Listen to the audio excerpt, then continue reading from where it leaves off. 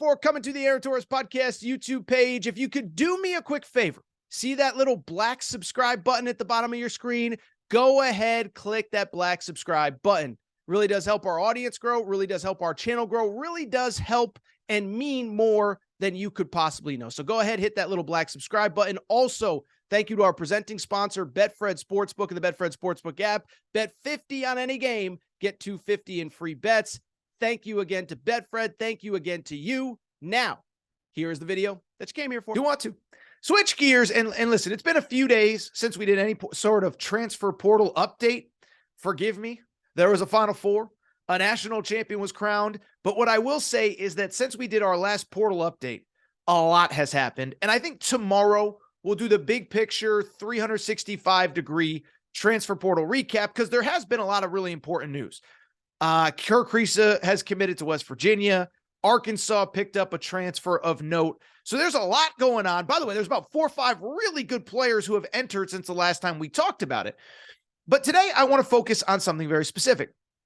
That's because the last time that I did talk transfer portal, I talked about the mega piece of news that Hunter Dickinson, the star All-American center from Michigan, had decided to transfer. And on Monday's show, we kind of ripped through some of the big, schools that would consider him. Not consider him, that would want him and that he might be also interested in. Talked about Georgetown, Maryland, Duke, if and when Derek Lively leaves. Derek Lively did declare for the draft within the last day or two.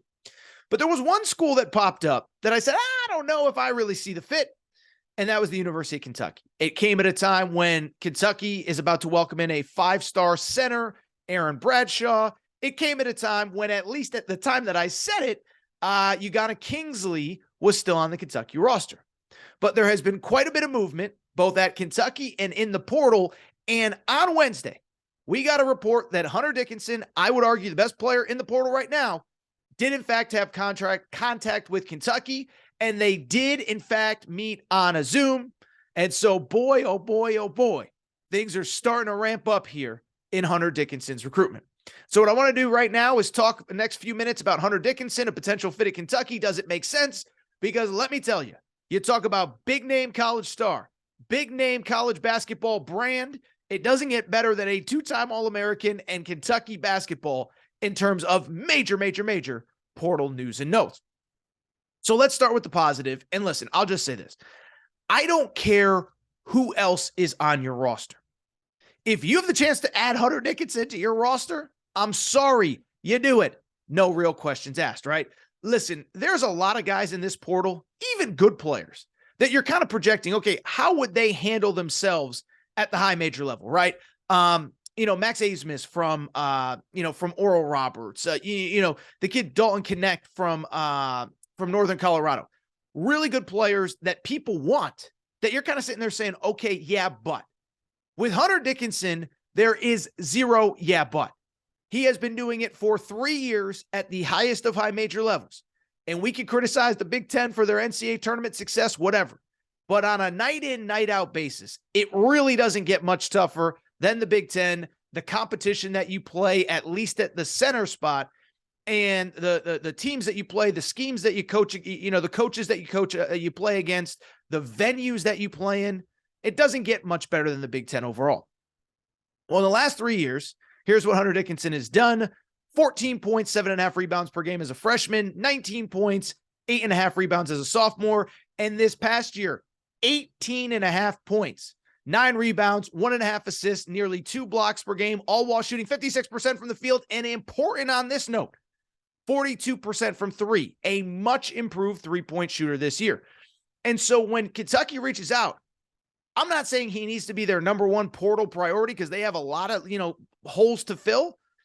But, by the way, holes to fill sound a little weird. But anyway, neither here nor there. But the point I'm trying to make is that Hunter Dickinson is a elite college basketball player. You can argue about the NBA stuff. Is he good enough to do this? At the college level, he is dominant. And so if you have a chance to add him, you absolutely do. I'll mention this. It's especially important to add him on this specific day at this specific time. Now, maybe the news of Hunter Dickinson meeting with Kentucky leaked at a very opportune time, but it came just less like an hour after it was announced that 7-foot center Ugonna Kingsley, who I just mentioned, has decided to enter the transfer portal from Kentucky.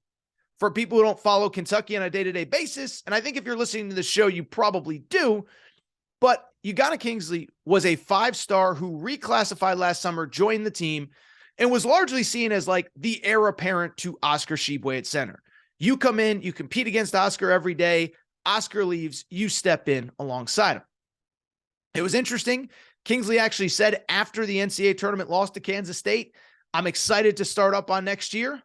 Well, apparently something has happened since then. My hunch is that probably there are some adults in his ear that are helping make a decision that whether he wants to or not is being made. But I don't know if they didn't see a path for playing time with him at Kentucky, with Aaron Bradshaw coming in. I don't know what it was. But I bring it up to say the Hunter Dickinson news is especially important on this specific day when you lost a 7-footer to the transfer portal. Because in a minute, we'll talk about the fact that Kentucky has a 7-foot center, McDonald's All-American coming in, Aaron Bradshaw. But at the same time, you can't rely solely on one freshman, one impact player, one 7-footer in your front court. Now, we'll see if Damian Collins returns. We'll see if Lance Ware returns, although I believe that Lance Ware will be back for a 4th year. But the reason that I bring it up, you can't go into the season with the front court the way that you have it. And as good as Aaron Bradshaw is, and I think he's going to be a really good college basketball player, you can't go in relying on him to play 37, 38 minutes a game. And so again, if you're going to add to the front court, Hunter Dickinson feels like a good piece to add.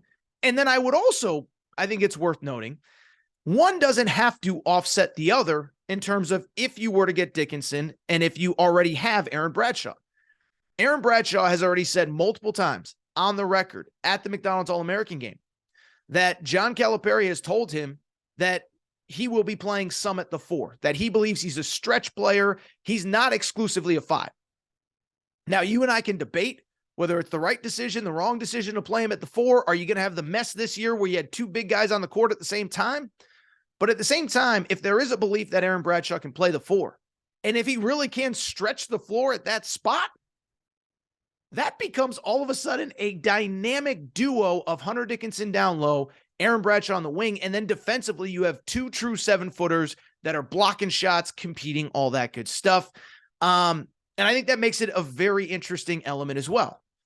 Now, the only negative that I do see from this, if you want to even call it a negative, is I do think that, defensively, Hunter Dickinson can be a little bit of a liability. Now, he's better than Oscar Tshiebwe because he's a legitimate 7-foot, 7'1", block 2 shots per game. But what was the argument for, what was the frustration with Oscar Tshiebwe over the last couple years? Great college basketball player, but he's not an elite level athlete. And because of it, especially defensively, if you put him in space, he has trouble guarding in space, trouble guarding in pick and roll defense. My only argument against Hunter Dickinson is it that kind of the issue that you have, that you've had with Oscar Tshiebwe? It's clear that Kentucky appears ready, as crazy as it sounds, to move on from Oscar Tshiebwe. Whether it's he goes pro, I think there's a tiny chance that he comes back to Kentucky.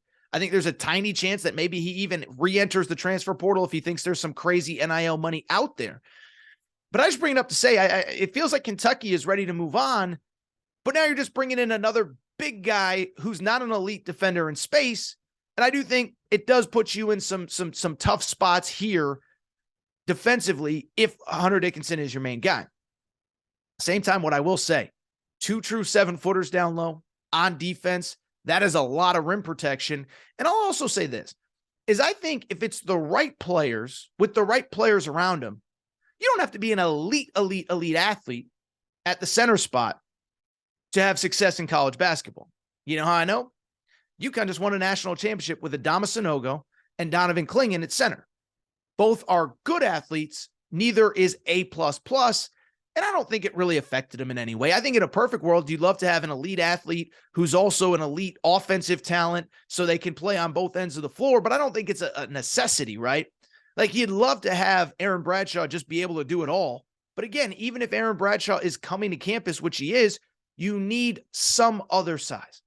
And so this is all a very, very, very, very long-winded way of me saying Add Hunter Dickinson if you can. And then from there, if you somehow do, it gets really fascinating for Kentucky.